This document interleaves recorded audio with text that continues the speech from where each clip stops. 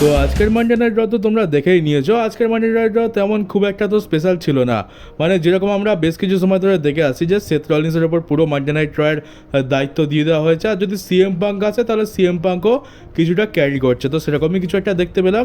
আর আজকের মেন ইভেন্টে আমরা ওমেন্স ডিভিশনের একটা ট্যাগ টিম ম্যাচ মেন ইভেন্টে দেখতে পেয়েছি, তো বুঝতেই পারছো কীরকম মানডে নাইট র হয়েছে। তো আজকের বেশি র নিয়ে যে কিছু বলবো না, শুধুমাত্র ফিউচারে কী হতে চলেছে সেগুলো নিয়ে একটু ভালো করে আলোচনা করা যাবে। আর সেথ রলিন্সের টিমে খুব তাড়াতাড়ি একটা নতুন মেম্বার আসতে চলেছে, সেই মেম্বারটাকে সেটা নিয়েও খুব ভালো করে কথা বলবো আজকের। আর তার আগে বলি, আজকের মানডে নাইট র থেকে একটা আনএক্সপেক্টেড জিনিস তো দেখতে পেলাম। আর লোগান পল আর জে উসোর মধ্যে রাইভালরি চলছে, কিন্তু তার মাঝখানে গান্তার চলে এসছে।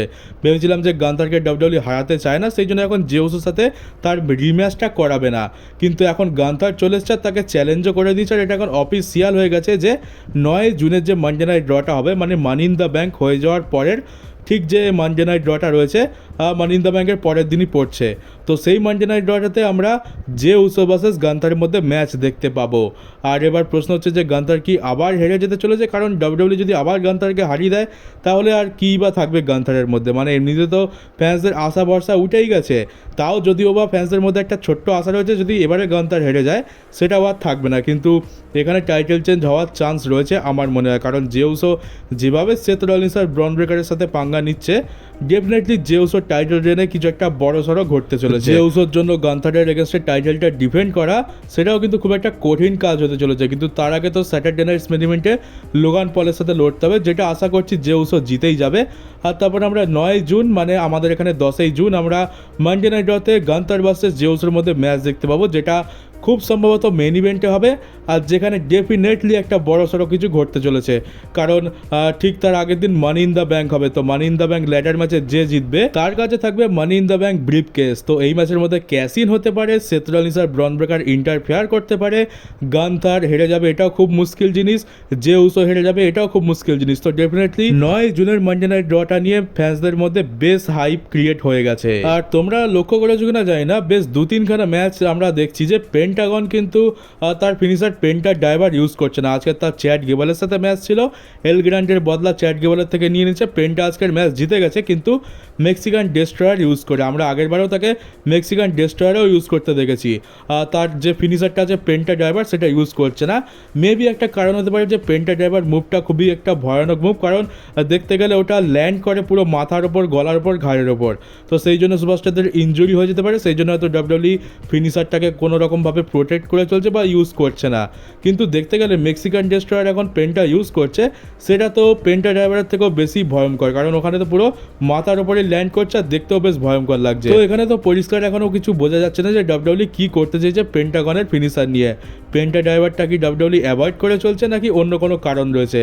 হয়তো এটা আমরা পেন্টাগনের আরও 3-4টে ম্যাচ দেখলে ভালো মতো বুঝতে পারবো আর কোনো একটা ক্ল্যারিফিকেশান পেয়ে যাবো যে অ্যাকচুয়াল প্রবলেমটা আসলে কোথায়।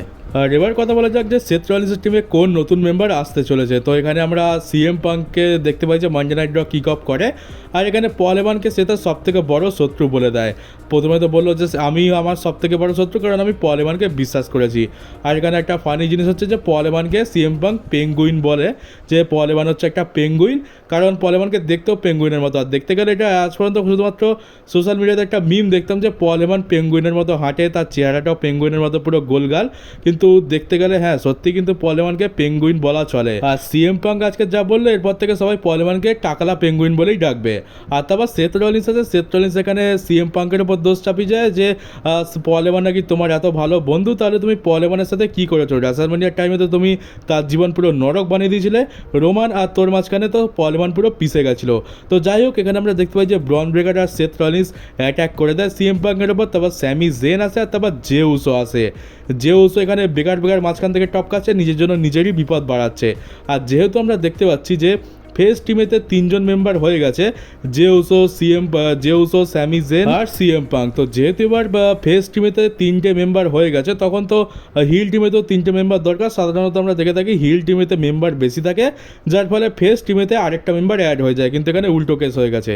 তো এবারে এদের 3জনের এগেনস্টে আরেকজনকে তো সেথ রলিন্সের টিমে জয়েন করতেই হবে। তো সে কে হতে পারে? আমি তো অনেকদিন ধরে বলছিলাম যে এদের ফ্যাকশনটা আরও বড় হবে। এখানে আমরা ড্রু ম্যাকিন্টায়ারের নাম নিচ্ছি, অস্টিন থিওরির নাম নিচ্ছি, আরও না জানি কত সুপারস্টার রয়েছে যারা এখানে ফিট বসে, মানে এখানে যে কেউ ফিট বসতে পারে, যাকে ডাব্লিউডব্লিউ পুশ করতে চায়, যাকে ফিউচারে বড় স্টার বানাতে চায়, তাকে এখানে ডাব্লিউডব্লিউ অনায়াসে ইনসার্ট করতে পারে। আর স্যাটারডে নাইট মেইন ইভেন্টের জন্য একটা বড় ম্যাচ অফিসিয়াল করে দিয়েছে সেথ রলিন্স আর Bron Breakker versus CM Punk আর স্যামি জেন। এটা আমিও বলেছিলাম যে এটা স্যাটারডে নাইট মেইন ইভেন্ট, নাহলে মানি ইন দ্য ব্যাঙ্কে তো আমরা দেখতে পেয়ে যাব। তো এটা তো অফিসিয়াল হয়ে গেছে, আর আমার মনে হচ্ছে এখানেই আমরা 3 নম্বর মেম্বারটাকে দেখতে পাবো। এবার কথা বলি সেটা কে হতে পারে। তো দেখো সেথ রলিন্সের টিমে যাকে খুশি নিয়ে আসতে পারে। ড্রু ম্যাকিন্টায়ার ভেবেছিলাম, কিন্তু তার তো চান্স কম লাগছে, এখন সে ডেমান প্রিস্টের সাথে ব্যস্ত। তো বাকি রস্টারে যারা পড়ে রয়েছে, অস্টিন থিওরির মতো যেরকম সুপারস্টাররা রয়েছে, তাদের মধ্যে যে কাউকে এখানে আনতে পারে, কিন্তু এটা হয়ে গেল একটা পসিবিলিটি। তো কে এক্স্যাক্ট কারোর আমি নাম বলতে পারছি না যে কে আসবে, কিন্তু এবারে আরেকটা বড় পসিবিলিটি বলি, যেটার চান্স কিন্তু আমার খুব বেশি লাগছে, সেটা হচ্ছে যে আমরা স্যামি জেনেরই হিল টার্ন দেখতে পাবো। আর এটা হয়তো ম্যাচের মাঝখানে হতে পারে কিংবা ম্যাচের পরে হতে পারে। আর স্যামি জেন সেথ রলিন্সের টিমের 3 নম্বর মেম্বার হয়ে যাবে, কারণ স্যামি জেনের হিল টার্নটা হওয়া জরুরি, কারণ ক্যারেক্টার তো খুবই বেকার চলছে আর খুবই কমজোর চলছে, প্রায় ফিন বেলারের মতো অবস্থা বলতে পারো স্যামি জেনের। তাও তো বলবো যে স্যামি জেন ফিন বেলারের থেকে একটু হলেও ভালো বুকিং পায়। আর রিসেন্ট টাইমে স্যামি জেনের যে হিল টার্ন হতে পারে, এটা আমরা টিজও পেয়েছি, তো বলা যায় না, এখান থেকে আমরা হয়তো সেটা দেখতে পেতে পারি। সেথ রলিন্স প্রথমে স্যামি জেনকেই তার টিমে আনতে চেয়েছিল, কিন্তু স্যামি জেন তো ভালো মানুষ, সে রাজি হয়নি। কিন্তু এইবারে এত কিছু হওয়ার পর, এত মার খাওয়ার পর মেবি হতে পারে স্যামি জেনের হিল টার্ন আমরা দেখতে পেয়ে গেলাম, কারণ স্যামি জেনকে যদি উন্নতি করতে হয় তাহলে কিন্তু তার হিল টার্ন করতেই হবে। যেমনটা আমরা দেখেছিলাম যে হিল স্যামি জেন ব্লাড লাইনে ছিল, তখন তার ক্যারিয়ার কতটা উঁচুতে চলে গেছিলো। তারপর যখন ফেস টার্ন হলো, তারপর থেকে তো স্যামি জেনকে আমরা বেকার সুপারস্টার হিসাবেই ধরে থাকি। তো মানতে হবে যে স্যাটারডে নাইট মেইন ইভেন্ট কিন্তু এই ম্যাচটার জন্য অনেক বড় হয়ে গেছে, কারণ আমরা ডেফিনেটলি একটা বড় টুইস্ট দেখতে পাবো। সেথ রলিন্সের টিমে একটা নতুন মেম্বার আসবে, আর না হলে স্যামি জেনই তার নতুন মেম্বার হয়ে যাবে টিমে। আপাতত সিচুয়েশন দেখে তো আমার এটাই মনে হচ্ছে। তো দেখা যাক আমরা কি দেখতে পাই, এর জন্য আমাদের বেশি ওয়েটও করতে হবে না। আর 2 সপ্তাহ পরেই হতে চলেছে স্যাটারডে নাইটস মেইন ইভেন্ট। আর এবার জন সিনার ম্যাচেস নিয়ে কথা বলা যাক। ডাব্লিউডব্লিউ তো তাকে স্যাটারডে নাইটস মেইন ইভেন্টেও রাখবে, আবার মানি ইন দ্য ব্যাঙ্কেও রাখবে। এমনকি স্যাটারডে নাইটস মেইন ইভেন্টের পোস্টার বারে হচ্ছে জন সিনা। তো জন সিনা স্যাটারডে নাইটস মেইন ইভেন্টেও থাকবে, আর ঠিক তার 1 সপ্তাহ কিংবা 10 দিন পর মানি ইন দ্য ব্যাঙ্ক হতে চলেছে, সেখানেতেও জন সিনা অফিসিয়াল রয়েছে। তো এখান থেকে তো কনফার্ম যে আমরা স্যাটারডে নাইটস মেইন ইভেন্টেও জন সিনার একটা ম্যাচ দেখতে পাবো। আশা করছি ওটা মেবি হয়তো আরট্রুথের সাথে হতে পারে, এমনটা চান্স রয়েছে। আর দেখতে গেলে এই ম্যাচটা স্যাটারডে নাইটস মেইন ইভেন্টের লেভেলেরই ম্যাচ, ওটা খুব একটা বড় সড়ো প্রিমিয়াম লাইভ ইভেন্টে তো যাবে না। তো জন সিনা ওখানেও টাইটেল ডিফেন্ড করবে, আবার মানি ইন দ্য ব্যাঙ্ক রয়েছে, সেখানেতেও তাকে আসতে হবে, তো সেখানে তো সে টাইটেল ডিফেন্ড করবে। তো কে জন সিনার অপোনেন্ট হতে চলেছে মানি ইন দ্য ব্যাঙ্কে, এটা তো এখন একটা কনফিউজিং জিনিস হয়ে গেছে, কারণ এমনটা মনে হচ্ছিল যে সিএম পাঙ্কের সাথে আমরা মানি ইন দ্য ব্যাঙ্কে জন সিনার ম্যাচ দেখতে পাবো, কিন্তু যেভাবে এখন স্টোরি লাইন চলছে মনে হচ্ছে না যে সেথ রলিন্সের এই স্টোরি লাইন থেকে সিএম পাঙ্ক সহজে বের হতে পারবে খুব তাড়াতাড়ি। তো স্যাটারডে নাইট মেইন ইভেন্টে একটা বড় সড়ো ধামাকা তো হতে চলেছে, আর ঠিক তার 10 দিন পর সে জন সিনার সাথে ম্যাচ লড়বে, এটাও আমার মনে হয় না। স্টোরি লাইন কিন্তু সেথ রলিন্সের সাথেই কন্টিনিউ থাকবে, তো সিএম পাঙ্কের চান্স এই মুহূর্তে জন সিনার সাথে ম্যাচ করার তো একদমই লাগছে না। কারণটা দেখতে গেলে স্টোরি বিল্ড করার জন্য মাত্র 10 দিন টাইম পাওয়া যাচ্ছে, যার মধ্যে আমরা একবার হয়তো সিএম পাঙ্ক আর জন সিনাকে সামনাসামনি আসতে দেখতে পাবো। আর এদের মধ্যে যখন ম্যাচ হচ্ছে, তো এটা একটা অনেক বড় ম্যাচ। এদের মধ্যে হিস্ট্রি তো আমরা জানি, জন সিনা র্যান্ডি অর্টনের ম্যাচের জন্য যেরকম বিল্ড আপ করার সময় দেওয়া হয়েছিল, তেমনি সময় এদেরও দেওয়া উচিত। তো মানি ইন দ্য ব্যাঙ্কের এত কম সময়ের মধ্যে এই ম্যাচটাকে যদি জবরদস্তি বুক করেও দেয়, খুব একটা ভালো তো লাগবে না। আর তাছাড়া সেথ রলিন্সের সাথে স্টোরি লাইন চলছে যেহেতু, তো এই ম্যাচের মধ্যে সেথ রলিন্স আর ব্রন ব্রেকার এসে বহুত ঝামেলা করবে, এটা আমরা সকলেই জানি। তো খুবই প্রেডিক্টেবল আর বলতে পারো যে বেকার বিল্ডের একটা ম্যাচ হয়ে যাবে। তো সেই জন্যই আমার মনে হয় এখন এই মুহূর্তে এই ম্যাচটা মানি ইন দ্য ব্যাঙ্কেতে না করানোই বেশি ভালো হবে। তবে ডাব্লিউডব্লিউ তো তাদের কিছু যায় আসে না, তারা তো শুধুমাত্র টাকা ইনকাম করাটাই তাদের মেন উদ্দেশ্য। তো তারা জানে যে এটা একটা মানি ম্যাচ, এটাকে যেখানেই বুক করবে ফ্যান্সরা এর পেছনে টাকা তো ঢালবে। তো বলা যায় না এটাকে আমরা হয়তো দেখতে পেলেও পেয়ে যেতে পারি মানি ইন দ্য ব্যাঙ্কে। তো সেটা তো আর কদিন পরই কনফার্ম হয়ে যাবে। আর দেখার বিষয় হচ্ছে যে আমরা এই যে মানি ইন দ্য ব্যাঙ্কের পোস্টার দেখতে পাচ্ছি, এখানে কিন্তু আমরা সেথ রলিন্স আর সিএম পাঙ্ক দুজনকেই দেখতে পাবো। স্যাটারডে নাইট মেইন ইভেন্টে এত বড় একটা ম্যাচ হবে, যেখানে অনেক বড় সড়ো ধামাকা আমরা এক্সপেক্ট করছি, আর দেখতে গেলে একদম পারফেক্ট জায়গা। তো তারপরে ঠিক 10 দিন পর আমরা মানি ইন দ্য ব্যাঙ্ক দেখতে পেতে চলেছি, সেখানেও এই দুজন থাকবে। তো স্টোরি লাইন তো এদের মধ্যেই কন্টিনিউ থাকতে পারে।